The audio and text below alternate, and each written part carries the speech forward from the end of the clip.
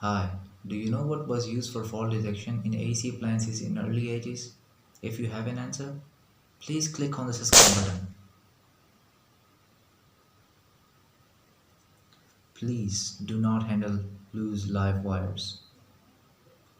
A circuit called series circuit was used, which used one of these bulbs. In some circuits, 100-watt bulb was used and maybe 200 watt. And these circuits are even used nowadays because of their simplicity and ease to use. So let us try understanding what is a series circuit and how it is made. So a series circuit is just a load connected in series with a bulb, and the brightness of the bulb indicates the type of fault in the device. If the bulb is at its full brightness, the device is internally short circuited, which gives a path to the flow of the current. So the overall voltage appears across the bulb and the bulb glows brighter. Similarly, if the bulb is completely dark, it means that the device is open circuited. It might have an open circuit fault. If the bulb is dimmer, then it means maybe half of the voltage is appearing over here and the other half appears over here. Depends on the internal resistance of the load.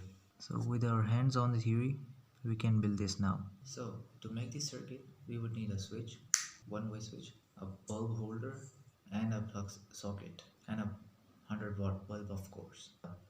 From base, let's build it. So first of all, you need to install all the three components into the base, like this. So you need to attach all of the components to the base and tighten the nuts provided. Now it's the time to make the connections. As you can see from the circuit diagram, I have replaced these two probes with a socket and provided a base to the bulb with a switch in series and 120 volts across these two wires. So now I have made all the connections. The AC source comes across the switch and the load with the bulb in series with these two. So now I have hooked up the bulb and I'll turn on the supply and nothing happens. Well, I guess I have some loose connections. I think I found the culprit.